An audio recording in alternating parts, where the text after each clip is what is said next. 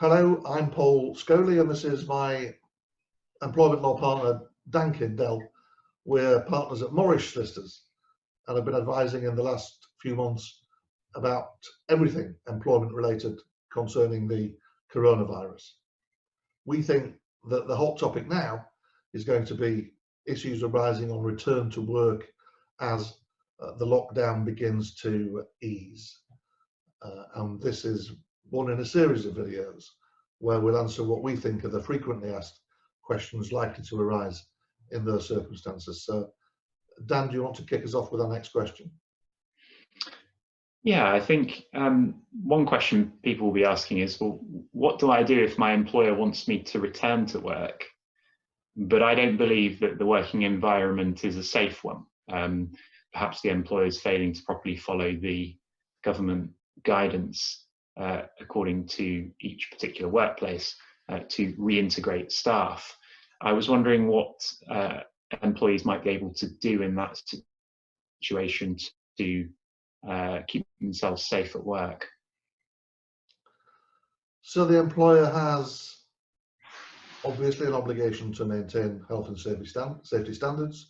We have a 50-page set of government guidance notes now to say what can be done in relation to cleaning the workplace, social distancing, sanitizing, and so on. But what if an employee says, despite that, as you say, this isn't good enough, I don't feel safe here? Well, employees have two protections under sections 44 and 100 of the Employment Rights Act 96. Firstly, an employer mustn't subject an employee to a detriment for raising an issue in relation to imminent threats to health and safety, or indeed for leaving the workplace where that threat is both serious and imminent, and in addition mustn't dismiss an employee for reasons connected to that. And my sense of it is, given the many thousands who've tragically died as a result of the virus, that it's not too much of a stretch for a concerned employee to say that their protections under sections 44 and 100 are triggered in these circumstances. Yeah, absolutely. I totally agree with that. I suppose there's also another potential angle to it, which could be that if the employee makes a complaint regarding health and safety issues, that it might constitute a whistleblowing disclosure, that if these health and safety issues affect a number of other staff, it might well be deemed in the public interest for such a disclosure to be made by that individual. And should the employer subject that individual to a detriment or even dismiss for raising those concerns, then perhaps there is arguably protection as a whistleblower as well for automatic unfair dismissal, and that would apply regardless of length of service as well. And regardless, excuse me, regardless of employment status. So the protections under the Employment Rights Act only apply to employees, but whistleblowing protection would extend to workers who are in that hybrid role, say an agency worker who might not be employed by the end user that they're working for. So yes, whistleblowing protection could be important.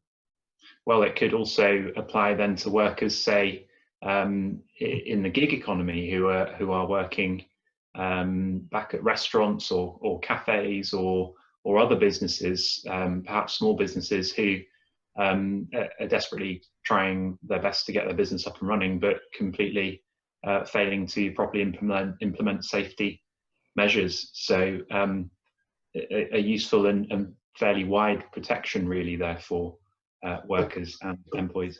The problem with it, Dan, of course, is that individuals are going to be reluctant to stand on those rights when the net result might be that an unscrupulous employer takes action against them anyway, disciplines them, even dismisses them, and their rights then are going to have to be exercised in an employment tribunal, and that could take 6 or 12 months to come to a hearing. So whilst in theory these legal rights are all well and good, is that the practical advice we ought to be giving? And I think the answer to that is no. The practical advice is join a union, get together with your fellow workers and bring some collective pressure to bear on the employer. Because if you're all saying fix social distancing at work, or none of us intend to come to work, then that I think is the most direct and effective pressure on the employer, rather than some dim and distant and possibly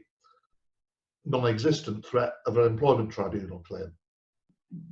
There perhaps has to be some caution with that, though, in light of industrial action rules and taking collective action, and whether that might be collective unlawful industrial action that could result in dismissal with no rights at all. Absolutely.